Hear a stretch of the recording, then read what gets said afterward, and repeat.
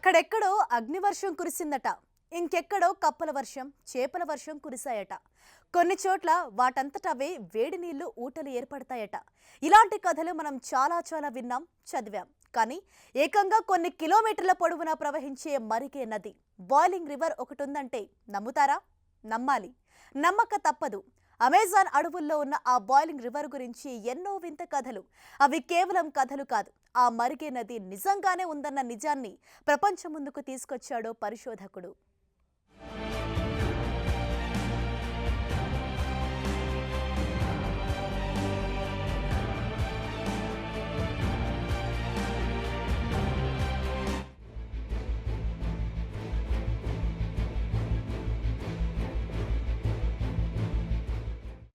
నదీ ప్రవాహమనగానే మనకు స్వచ్ఛమైన నీళ్లు, ప్రకృతి సోయకం కళ్ల ముందు కదలాడుతుంది. గలగల పారే నీళ్లలో ఓలలాడి సేద తీరాలనుకుంటాం. కానీ ఓ నది మాత్రం నిత్యం సలసలా కాగే నీటితో మరుగుతూనే ఉంటుంది. రౌండ్ ది క్లాక్ అక్కడ 200 డిగ్రీల ఉష్ణోగ్రత నమోదవుతుంది. ఇంతకీ ఎక్కడుందా బాయిలింగ్ రివర్ అనే కదా మీ డౌట్? అమెరికాలో. అవును, సౌత్ అమెరికాలోని అమెజాన్ తీరంలో ఉంది ఈ మరిగే నది. షానరు టింపిస్కా పేరుతో ఉన్న ఈ నదే వింత నదిగా అందరి నోళ్లలో నాంతోంది. అందులో కొన్ని మీటర్లు కాదు, ఏకంగా కిలోమీటర్ల మేర నీళ్లు 24 గంటలు సలసలా మరుగుతూనే ఉంటాయి. పొరపాటున బాయిలింగ్ రివర్లో పడ్డారో ఇక అంతే సంగతులు. ఎందుకంటే 50 నుంచి 95 డిగ్రీల సెంటీగ్రేడ్ మధ్య ఉష్ణోగ్రతలతో సలసలా కాగుతూ ఉంటుందా నది. అంత వేడి తగిలితే చనిపోక ఏమవుతారు? ఆ నదిని పరిశీలిస్తే జంతువుల కళేబరాలు, పక్షుల అవశేషాలు కనిపిస్తూ ఉంటాయి.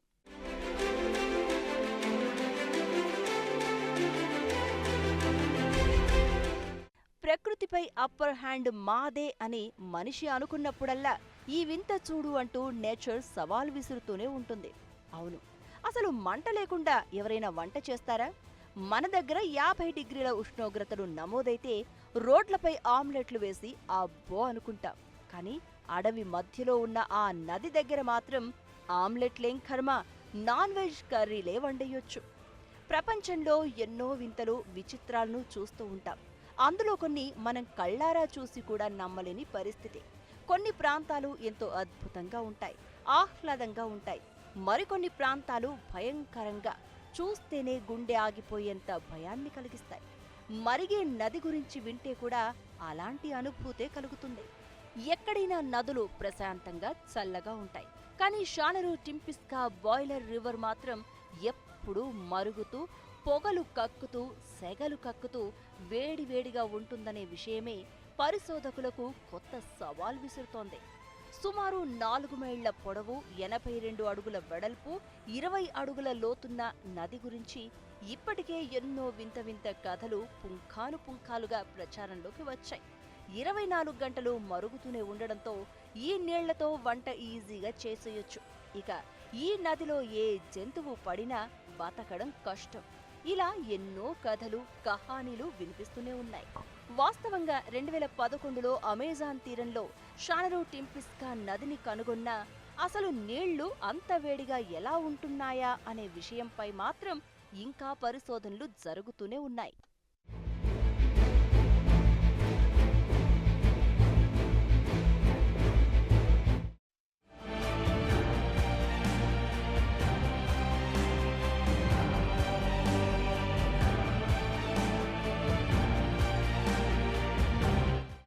ఆ నదిలోకి దిగితే ఇక అంతే, క్షణాల్లో చనిపోతారు.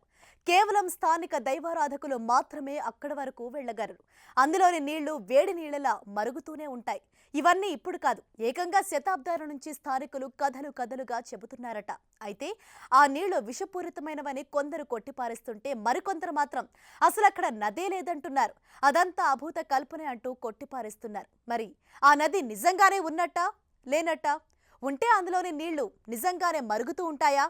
మరుగుతూ ఉంటే అదెలా సాధ్యం? రూజో అనే ఓ యువ శాస్త్రవేత్తకు ఆ మరిగే నది అడ్రస్ ఎలా చిక్కింది?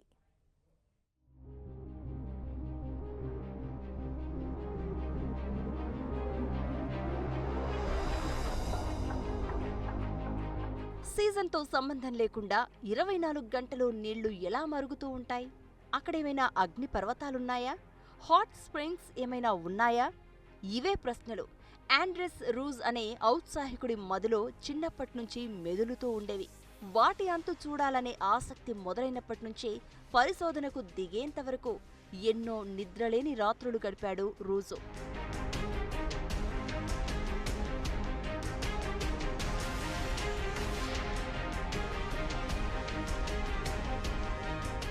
ఆండ్రెస్ రూజో యువ పరిశోధకుడు. భూభౌతిక శాస్త్రంలో పీహెచ్డీ చేశాడు రూజో. ఇప్పుడు ప్రపంచవ్యాప్తంగా పరిశోధకుల నోళ్లలో నానుతున్న పేరు.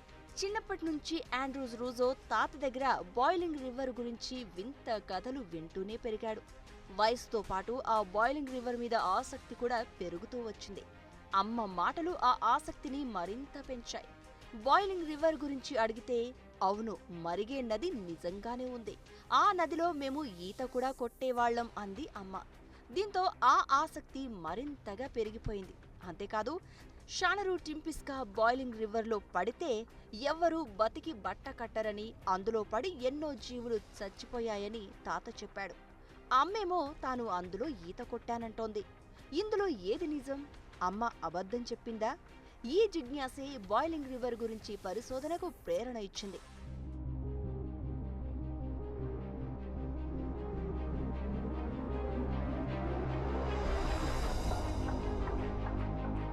ఇవే కాకుండా రెడ్ ఇండియన్లు వెండి, బంగారం కోసం అమెజాన్ను ఎలా నాశనం చేశారనే విషయాన్ని రూజో తాత కథలు కథలుగా చెప్పేవాడు.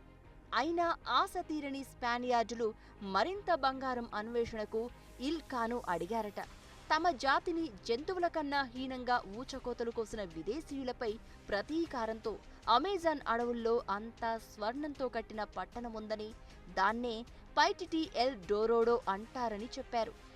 దాన్ని వెతుకుతూ వెళ్లిన వేలాది మంది ప్రాణాలతో బయటపడలేదు. అనకొండలు, భారీ సాళిళ్లు, విష సర్పాలు, వింత కీటకాల వల్ల విష జ్వరాలతో చనిపోయారు. ప్రాణాలతో బయటపడిన కొందరు చెప్పిన విషయాల్లో ఎగిరే సర్పాలతో పాటు వింత జీవాలు, అలాగే మరుగుతున్న నది గురించి ఎన్నో లెజెండ్స్ అల్లేశారు.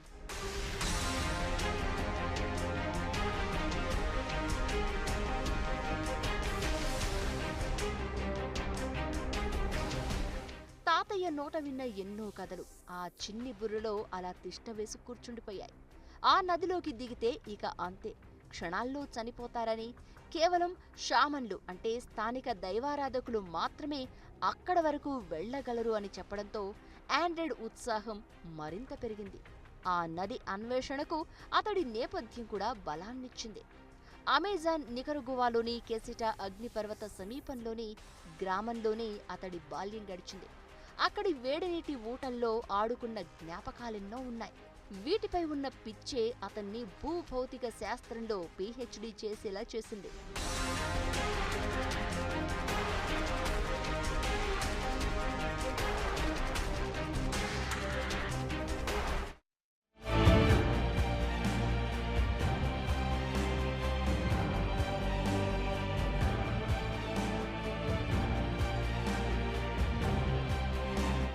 రెండు 2011లో పీహెచ్డీ పూర్తి కావటమే ఆలస్యం. తాతయ్య, అమ్మ, అత్తయ్య చెప్పిన మాటలతో పరిశోధనను ప్రారంభించాడు రూజో. నేరుగా పెరు వెళ్లిపోయాడు. అక్కడి వింతలు, విశేషాలపై ఆరా తీశాడు. చివరకు స్థానిక గైడ్ల సహాయంతో లెజెండ్గా చెప్పుకుంటున్న ఆ మరిగే నది ఉన్న ప్లేస్ను కనుగొన్నాడు. తాను ఎన్నాళ్లుగానో కలలు కన్న ప్రాంతాన్ని చూసేసరికి ఆండ్రెస్ కళ్లల్లో నీళ్లు ఆగలేదు.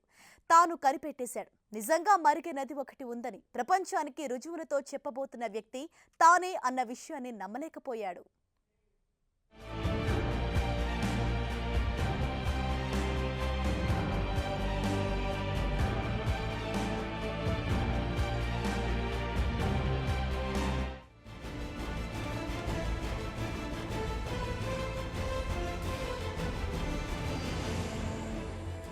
భూభౌతిక శాస్త్రంలో పీహెచ్డీ చేసిన రూజో పెరు వెళ్లి తాతయ్యను, కుటుంబీకులను కలిశాడు.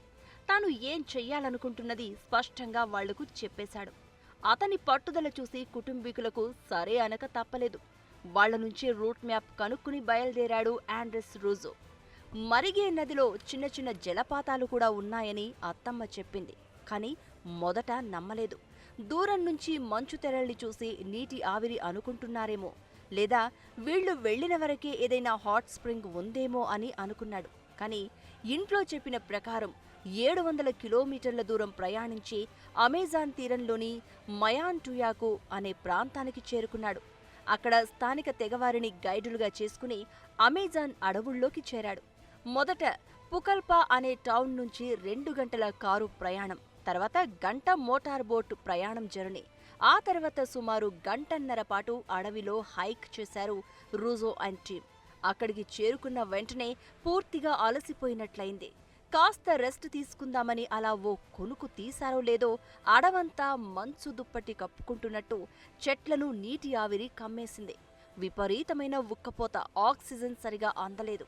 అప్పుడు తన థర్మల్ స్కానర్తో చెక్ చేస్తే ఉష్ణోగ్రతలు అంతకు ముందున్న ప్లేస్లో కంటే కూడా ఒక్కసారిగా పెరిగిపోయాయని కన్ఫర్మ్ అయింది.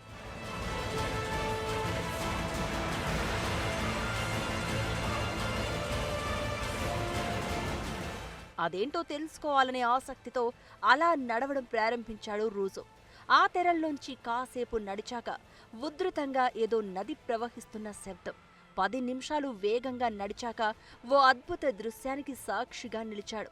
స్థానికంగా ఉండే షామన్ యువాన్ ఫ్లోరెస్ నది ఒడ్డున నిల్చొని మురళీగానం చేస్తున్నాడు. నీటి ఆవిరి ఆ నదిలోంచే వస్తూ ఉండడం ఆండ్రెస్ గుర్తించాడు. లెజెండ్గా చెప్పుకుంటున్న ఆ మరిగే నది తావున తానుండేసరికి ఉద్వేగంతో కళ్ళెంట నీళ్లు ధారలు కట్టాయి. తాను కనిపెట్టేశాడు. నిజంగా మరిగే నది ఒకటి ఉంది అని ప్రపంచానికి రుజువులతో చెప్పబోతోన్న వ్యక్తి తానే అనేది నమ్మలేకపోయాడు. షామన్తో దోస్తీ చేయడంతో నదీ విశేషాలు తెలిసాయి. కొన్ని వందల ఏళ్ల నుంచి తమ అషనిన్కా షెరీపియారీ పెద్దలు ఆ నదిని అతి పవిత్రంగా చూస్తున్నారని, దాన్ని కాపాడుకునే ఉద్దేశంతోనే ప్రపంచానికి పూర్తి వివరాలు, దారిని ఇన్నాళ్లు తెలియనివ్వలేదని చెప్పాడు. తాము ఆరాధిస్తోన్న, ప్రాణప్రదంగా చూసుకుంటున్న నది పవిత్రతకు భంగం కలిగించకుండా ఉంటే పరిశోధన చేసుకోవచ్చని అనుమతించాడు. అక్కడ మాత్రమే లభించే ఓ రకమైన వృక్షం ఆకుల వల్ల కొన్ని రోగాలకు చికిత్స చేస్తారని షామన్ చెప్పాడు.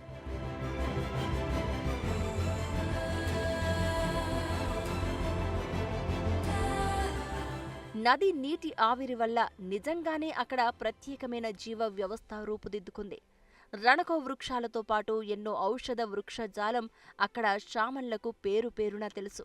కొన్ని వేల ఏళ్ల నుంచి నది ఉందనేది పెద్దల మాటని ఆండ్రెస్కి చెప్పాడు. ఈ వివరాలతో ఆండ్రెస్ తన పరిశోధనను ప్రారంభించాడు. తన థర్మల్ స్కానర్లతో మొత్తం నది ఉష్ణోగ్రతల లెక్కల్ని తీశాడు. అతడు ఆశ్చర్యపోయేలా ఏదో కొద్ది మీటర్ల వరకు నది మరగడం లేదు. 100 మీటర్లు దాటిపోయాడు. 1000 మీటర్లలోకి దారితీశాడు. ఒక్కో చోట 90 డిగ్రీల సెంటీగ్రేడ్కు చేరుకుంది వేడి. అంటే నీరు ఆవిరయ్యేందుకు కొద్ది డిగ్రీలు చాలు. ఆ నీటిలో క్షణం పాటు ఉన్న 3rd డిగ్రీ గాయాల కన్నా పరిస్థితి తీవ్రంగా ఉంటుంది. ఆ నదిలో పడి ఉడికిపోయిన పక్షుల్ని, ఇతర జంతువుల్ని చూశాడు రూజో.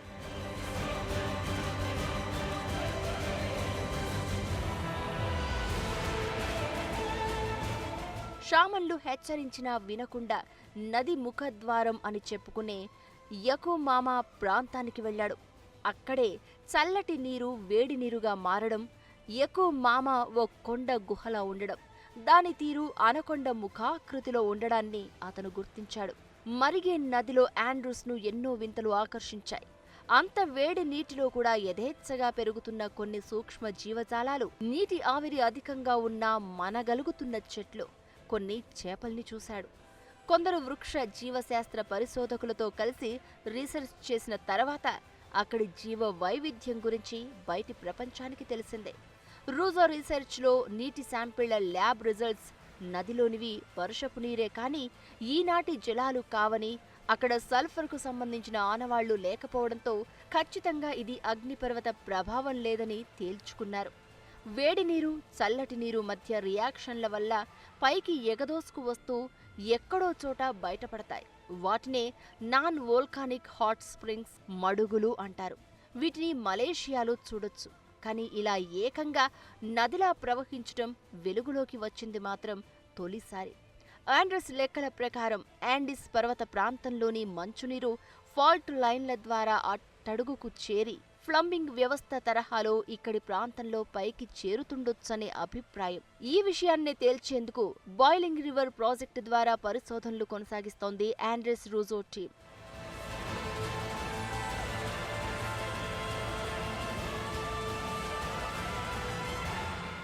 ఆండ్రస్ చేసిన పరిశోధనలను గుర్తిస్తూ నేషనల్ జాగ్రఫిక్ సంస్థ తమ యంగ్ ఎక్స్ప్లోరర్గా గౌరవించింది. అత్యంత అరుదైన ఈ మరిగే నదిని ప్రపంచ వారసత్వ సంపదగా యునెస్కో గుర్తించి దీని పరిరక్షణకు చర్యలు తీసుకోవాలని పెరూ ప్రభుత్వం ఇక్కడ పర్యాటకం అభివృద్ధిని నిరుత్సాహపరిచి ప్రత్యేక జీవ వైవిధ్యాన్ని కాపాడాలని ఆండ్రస్ కోరుతున్నాడు. కుంభవృష్టి కురిసినప్పుడు తప్ప మిగతా సమయాల్లో బాయిలింగ్ రివర్ అలా మరుగుతూ ఉండడానికి కారణమేంటి? ఈ విషయంపై ఇప్పటికే ఎన్నో పరిశోధనలు జరిగాయి, జరుగుతూనే ఉన్నాయి. కానీ అసలు రహస్యం బయటపడనే లేదు. పరిశోధనలు మాత్రం ఇప్పటికీ కొనసాగుతూనే ఉన్నాయి.